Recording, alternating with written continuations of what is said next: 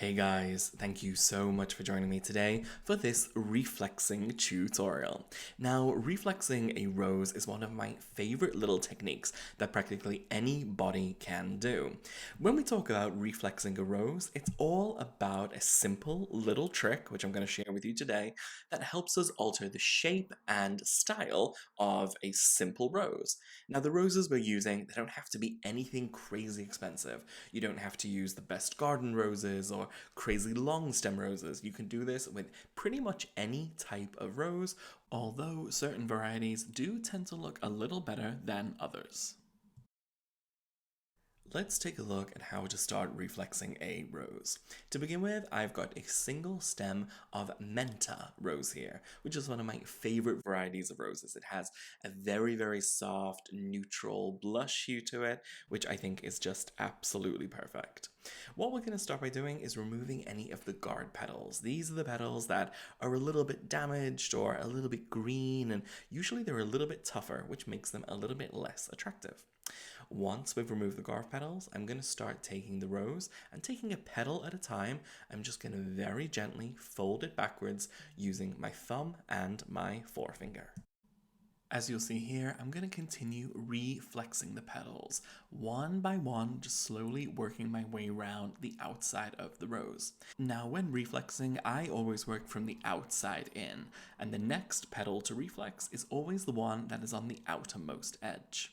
As you work your way around the rose, you might find that as you get towards the center petals, things start to become a little tougher and reflexing isn't so easy because the petals are a little more stiff. To resolve this, just twirl the rose between your fingers, softening up the petals and just allowing the rose to become a little more open. Once you've done this, you can then continue reflexing, folding back the petals one by one. Now, it's important to note that when we're reflexing, we're not damaging the petals.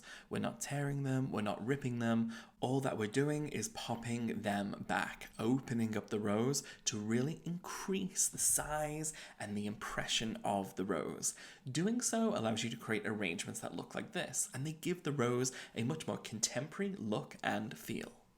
Once you've reflexed the majority of the petals, you will find that when you get towards the center, it's a little tougher, and the petals maybe don't quite reflex, as in they keep on popping back into the shape, even after we have spun them. When you reach this point, it's important to stop reflexing and allow that natural rose center to stay firm and upright while the outer petals are fully reflexed, creating a beautifully reflexed rose. Let's take another look at the technique again. So here we have another rose, the same type, this one menta, exactly as before, and we're going to start in exactly the same way by taking the outer petals and slowly folding them down, just kind of inverting the shape of them by popping our thumb through the back, not damaging them, not piercing them, but just folding them slowly down. Once we have the outer edge petals, you'll note that the rose looks so much bigger and so much more contemporary too. We then continue reflexing the petals, one by one, working our way around the rose, selecting the petal which is most towards the outside, inverting that one before proceeding onwards.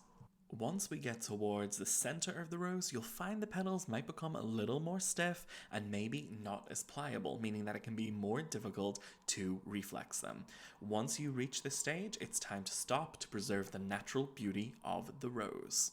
This technique can be used on many types of roses, although as mentioned, certain varieties do perform better than others. Some of my favorites to do this technique on include Naomi, red or white, Menta, Quicksand, Toffee, Sahara, and Freedom.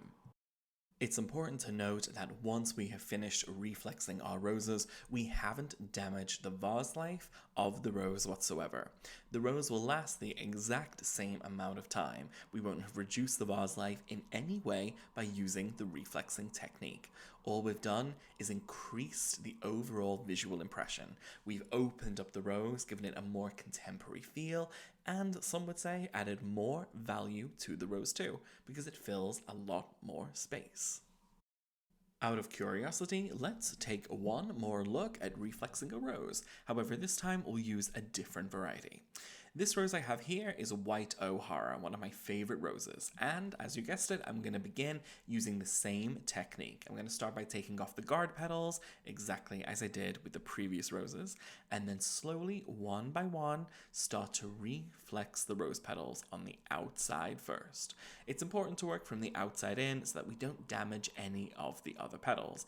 And I'm just taking them one by one and using my thumb, just pushing the rose petal out so that it stays inverted as opposed to its natural shape. Once I've completed all of the petals that are towards the very outside of the rose, I'm then going to continue working my way inwards, inverting petals one by one, reflexing them out to fill a lot more space. Now, it's worth mentioning that the reflexing technique is one of my favorite techniques, and it's so popular in wedding and event design, simply because if we're taking one single rose, once we've reflexed it, it can fill the space and volume that maybe it would take 3 or 4 roses. So it's a great little tip and technique for when you're arranging your flowers to give them more bang for their buck, to give them additional value, and to make them feel bigger and even more voluptuous. Now, it is worth mentioning that this technique is not for everyone. Some people prefer a very natural look and feel, and reflexing can also help with that too. For example, take this O'Hara rose. Once we've got towards the center where the petals become a little too difficult to reflex, what I'm going to do is just give it a little spin as we looked at earlier, and you'll note that the center opens up, giving the real true effect of an authentic garden rose. Reflexing is a great little technique, and I hope whatever type of business or practice you have with your flowers, this technique can be incorporated in some way, whether it's with event work or wedding work or even just flowers for your home. Thanks so much guys for following on for this tutorial, and we'll see you on the next one. Take care.